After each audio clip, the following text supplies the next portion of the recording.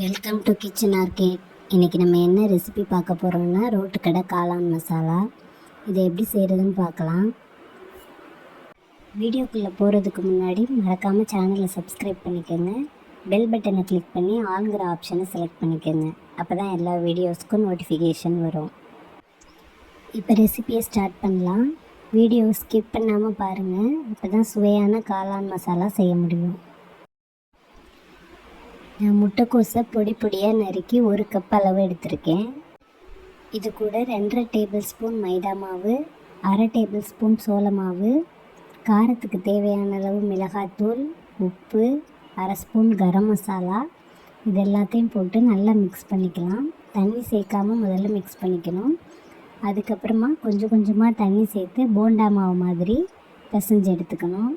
கையில் ஒட்டுற மாதிரி இருக்கணும். உங்களுக்கு தேவைப்பட்டால் ஃபுட் கலர் ஆட் பண்ணிக்கலாம். அப்படி இல்லைன்னா காஷ்மீரி சில்லி பவுடர் ஆட் பண்ணிக்கலாம். நான் இன்றைக்கி எதுவும் சேர்க்கலை. மாவு பிசைஞ்சு எடுத்தாச்சு. ஒரு வாணலி அடுப்பில் வச்சு எண்ணெயை சூடு பண்ணிக்கலாம். நான் கொஞ்சமாக தான் எண்ணெய் எடுத்திருக்கேன், எண்ணெய் வேஸ்ட் ஆகக்கூடாதுன்னு. இதில் நம்ம பிசைஞ்சு வச்சுருக்க மாவை கொஞ்சம் கொஞ்சமாக பிச்சு போட்டு பக்கோடா மாதிரி பொரித்து எடுத்துக்கணும். பொரிக்கும்போது ஒன்றோடு ஒன்று ஒட்டக்கூடாது. இருக்கிற கேப்லெல்லாம் அங்கங்கே நம்ம போட்டுக்கணும், இடம் வேஸ்ட் ஆகாமல். நம்மளுக்கு எவ்வளோ போட முடியுதோ அவ்வளோ போட்டுக்கலாம். மீதியாக அப்புறம் பேட்சாக போட்டு பொரித்து எடுத்துக்கலாம்.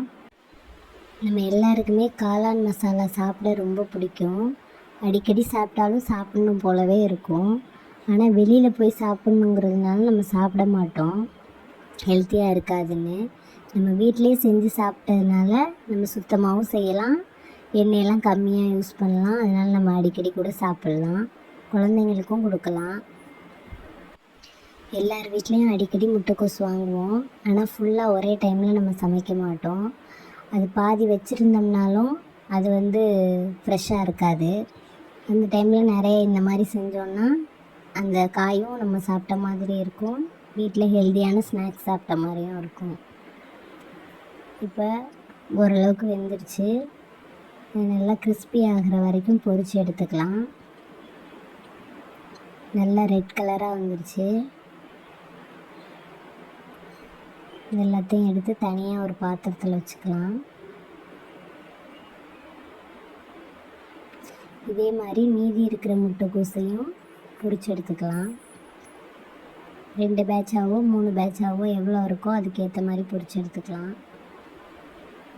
இல்லை நீங்கள் நிறைய எண்ணெய் யூஸ் பண்ணுறீங்கன்னா ஒரே பேட்சாக கூட பொரித்து எடுத்துக்கலாம்.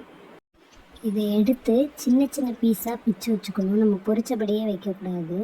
அதுக்கப்புறம் ஒரு பேன் அடுப்பில் வச்சு கொஞ்சமாக எண்ணெய் சேர்த்து அதில் ஒரு 2 பெரிய வெங்காயத்தை பொடி பொடியாக கட் பண்ணி சேர்த்து நல்லா கண்ணாடி பதம் வர்ற வரைக்கும் வதக்கிக்கலாம். அந்த வெங்காயம் நல்லா டிரான்ஸ்பரண்ட் ஆகணும்.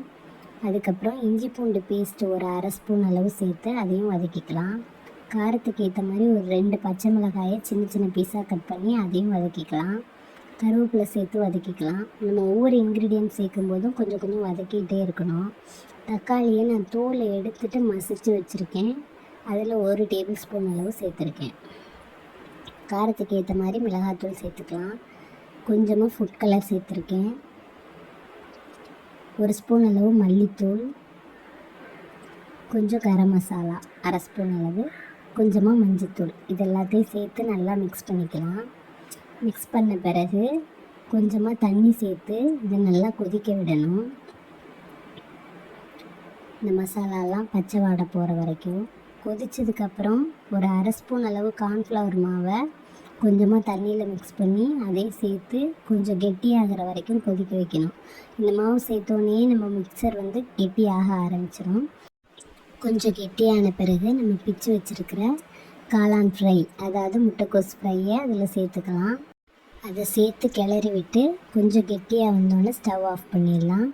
அதுக்கப்புறம் கொஞ்சம் வெங்காயத்தை பொடி பொடியாக கட் பண்ணி மேலே தூவி சர்வ் பண்ணலாம். காளான் மசாலா ரெடி.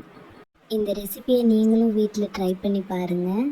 எப்படி இருந்ததுன்னு கமெண்ட்டில் சொல்லுங்கள். வீடியோ பிடிச்சிருந்தா லைக் பண்ணுங்கள், மறக்காமல் சப்ஸ்கிரைப் பண்ணுங்கள், ஃப்ரெண்ட்ஸ் அண்ட் ஃபேமிலி கூட ஷேர் பண்ணுங்கள். தேங்க்யூ.